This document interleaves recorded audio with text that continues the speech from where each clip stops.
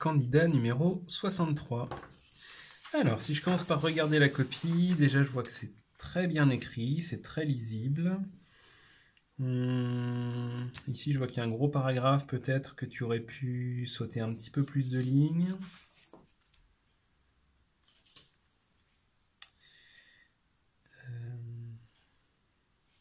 Je vois qu'ici tu m'as écrit 2 fois exercice 7, alors fais attention parce que il y a certains correcteurs qui corrigent exercice par exercice, c'est-à-dire ils vont corriger tous les exercices 1 de tous les candidats, puis après ils vont corriger tous les exercices 2.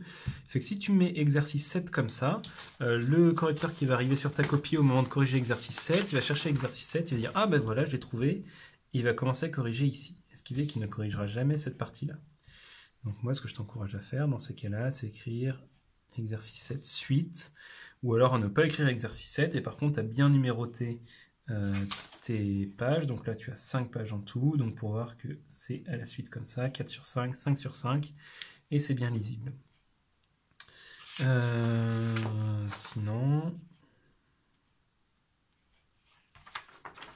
Sinon, voilà, pas de souci de présentation. Je vois que tu as laissé de la place en espérant avoir le temps de revenir à l'exercice 1, ce qui n'a pas été possible. C'est une bonne technique. Donc je dois savoir combien mesure le triangle KCS pour savoir la distance maximale du faisceau lumineux. Déjà, j'ai l'impression que l'exercice 1, tu l'as commencé par la deuxième question.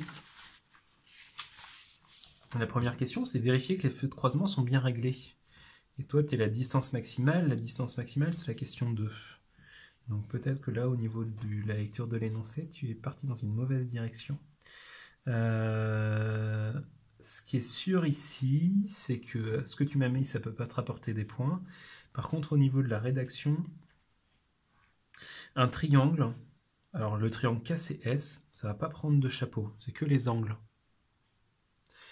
Et ensuite, quand tu me parles de mesure, un triangle, combien est-ce qu'il mesure? Je ne sais pas de quoi tu parles, je ne sais pas si tu parles du périmètre, ou de l'air, ou de la base, ou de la hauteur. Donc c'est un petit peu, c'est pas assez précis, à mon avis. Ou alors, tu voulais peut-être dire, je dois savoir combien mesure l'angle KCS, et à ce moment-là, oui. Deuxième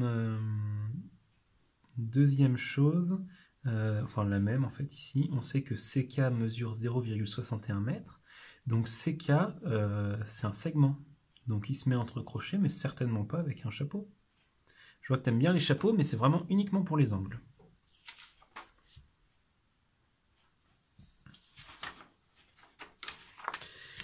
On passe au deuxième exercice. La montée de la mer atteint le quart du marnage à la 3e et 4e heure de marée basse. Non. Non, non, non.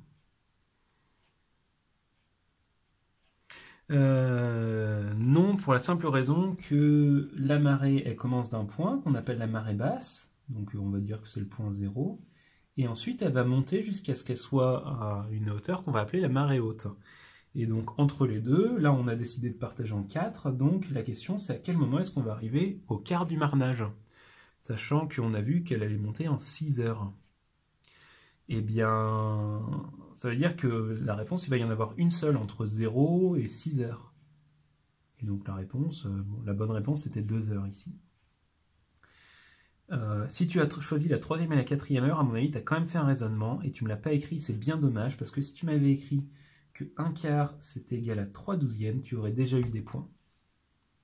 Mais tu ne me l'as pas écrit. Donc à retenir, le correcteur, il ne peut corriger que ce qu'il y a écrit. Donc si tu n'écris pas le raisonnement que tu fais dans ta tête, tu ne peux pas avoir les points et c'est vraiment dommage. 4e exercice.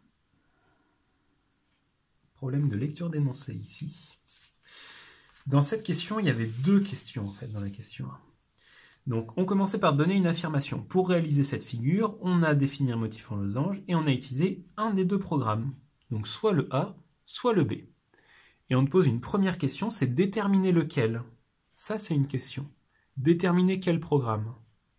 Donc, il fallait dire, c'est le programme A ou alors c'est le programme B parce que.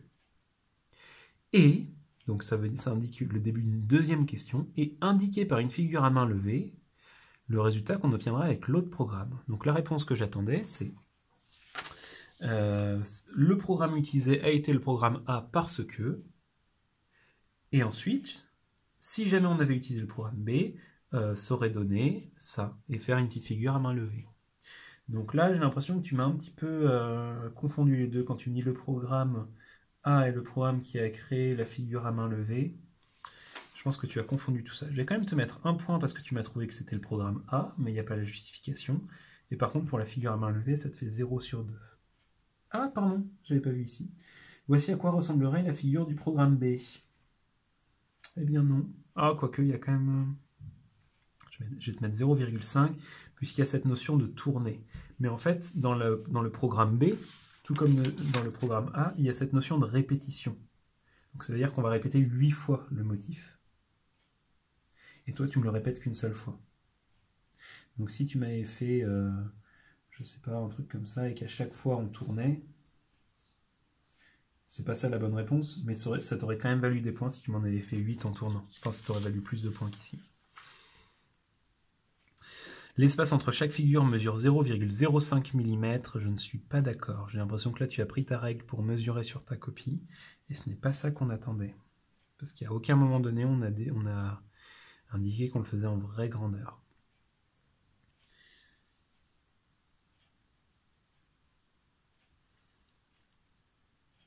Et je ne suis pas d'accord ici. Donc, ton instruction, tu l'as insérée ici.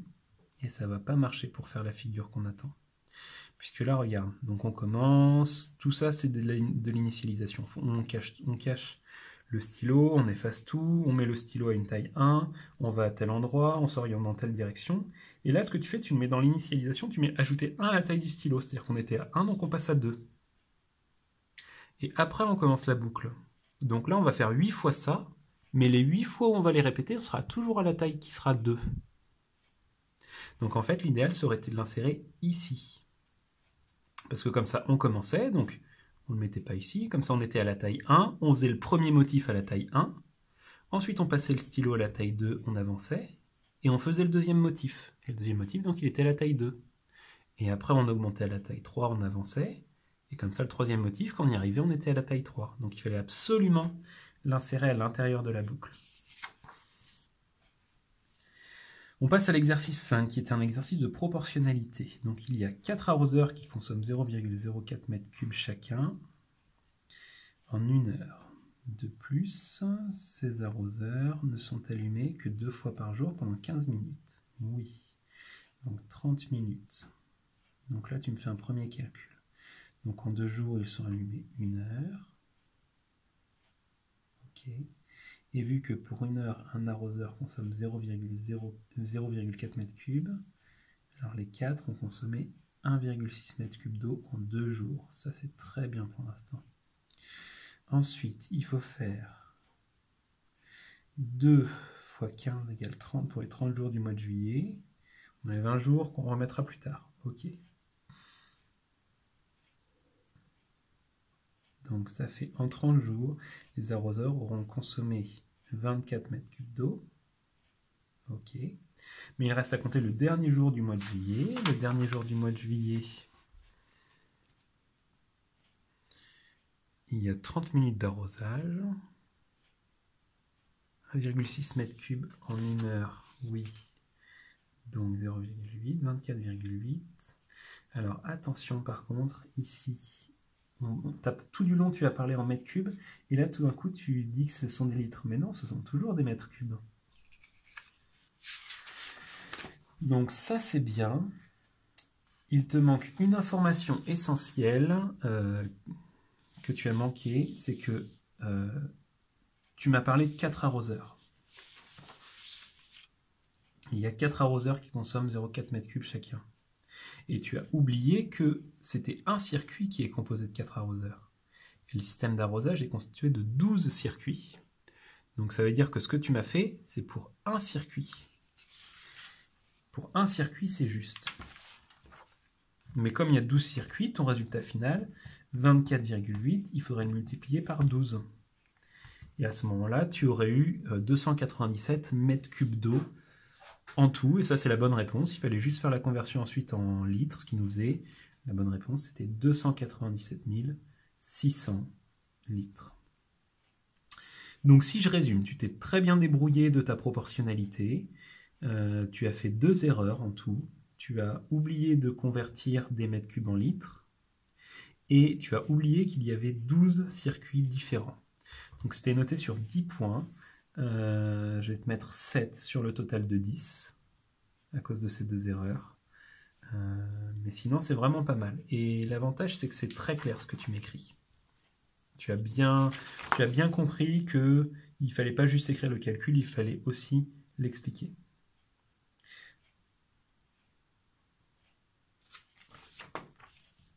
On passe à l'exercice suivant.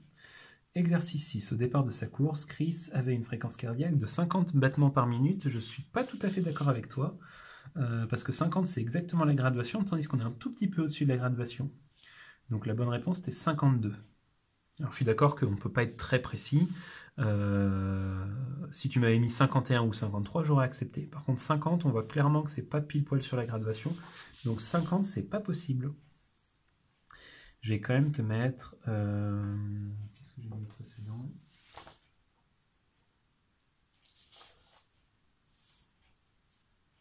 Je te mets quand même 3 points sur les 4, puisque tu es allé chercher l'information au bon endroit, et que tu as bien pensé à me mettre l'unité battements par minute. Le maximum, c'est 160 battements par minute. Là, je suis complètement d'accord. La course a duré 53 minutes, c'est la bonne réponse, mais tu ne me donnes pas d'explication. Du coup, est-ce que je peux te mettre les points ? Eh bien non. Je vais quand même te mettre je vais te mettre 2 points sur les 4, mais vraiment, fais attention. Là, tu as forcément fait une opération pour arriver à ce résultat. Je veux voir le détail. Ensuite, on passe à la question 5. Non, je suis pas d'accord. Je ne suis pas d'accord avec ta réponse, et il n'y a pas assez de démarche en fait. C'est-à-dire que là, tu me fais 70 à 85. Par exemple, tu aurais pu calculer 70 à 85% de sa fréquence cardiaque maximale, combien est-ce que ça faisait ? Et dans tous les cas, le 9 minutes, là, j'ai l'impression qu'il sort un petit peu du chapeau, et je vois pas comment est-ce que tu l'as obtenu ce nombre. Donc non, je ne l'accepte pas.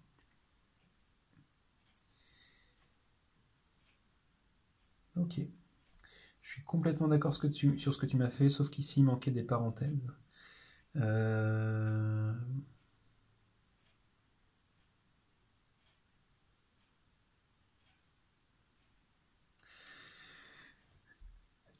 Ça me dérange un petit peu le fait que tu m'écrives le début de ton opération ici et le égal à la ligne comme ça. Disons que tu as le droit de faire de revenir à la ligne régulièrement comme ça, mais il faut que toutes les lignes soient égales entre elles. Et tandis que là, il y a celle-là égale à celle-là, et celle-là égale à celle-là, mais les deux là sont pas les mêmes. Donc à la limite, j'aurais préféré que tu m'écrives, tu vois, en 2 fois 1 moins 3, ça fait moins 2.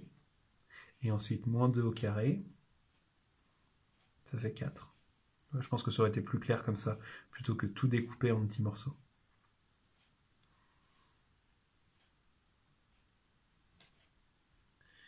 Je vais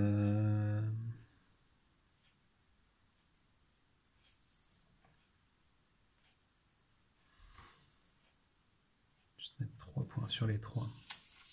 Et par contre, tu vois, ton erreur de parenthèse, je ne te la pénalise pas ici, mais elle va te pénaliser ici, puisque moins 5 au carré, ça ne fait pas moins 25. Moins fois moins, ça donne plus. Donc le résultat, c'est plus 25.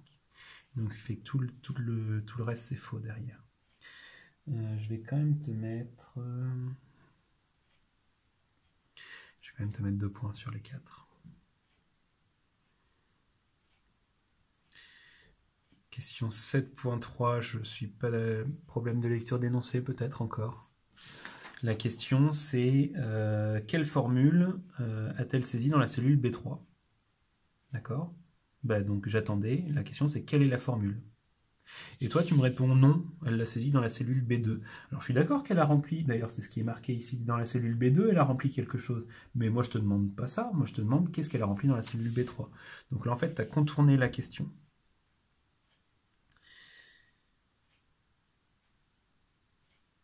Question 4A. C'est pas mal ce que tu me fais.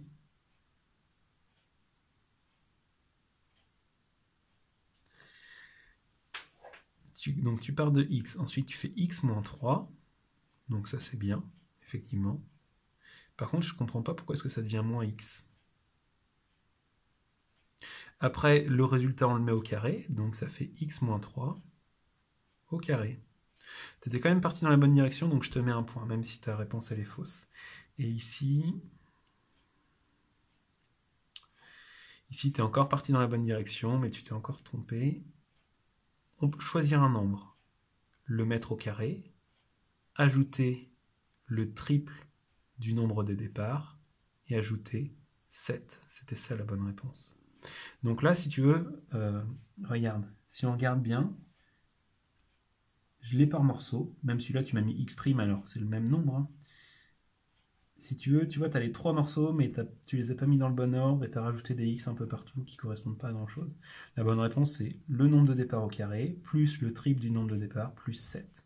Je pense que tu allais chercher trop compliqué. Et non, il n'y a pas de nombre, eh bien si, il y en avait.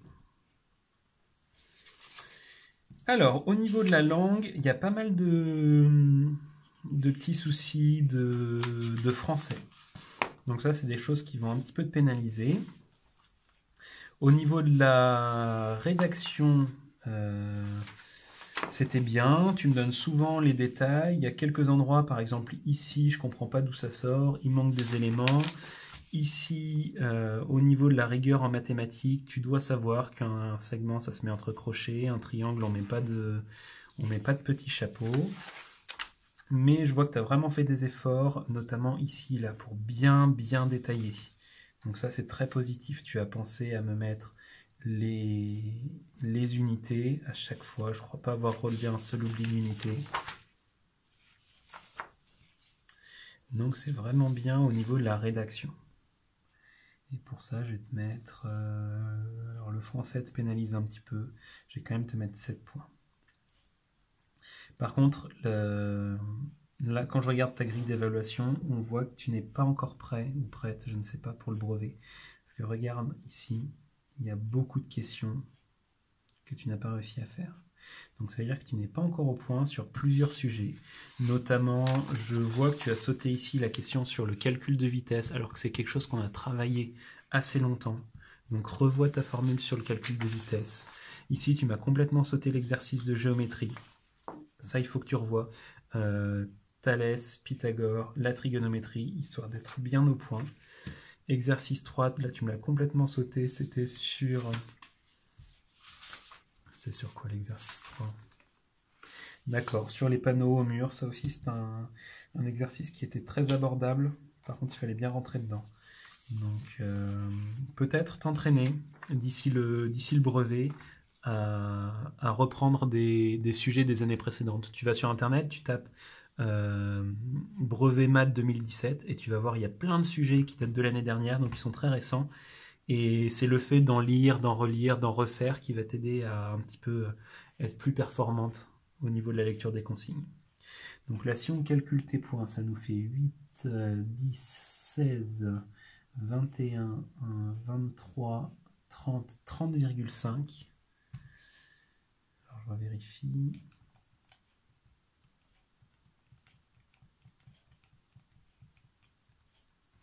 30,5, donc ça sera vraiment insuffisant pour le jour du brevet.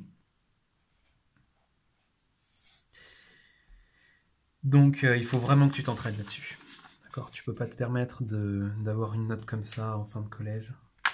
Donc n'hésite pas à retravailler sur des énoncés, à venir me les présenter s'il faut. Mais entraîne-toi. Et je te souhaite bon courage pour tes révisions.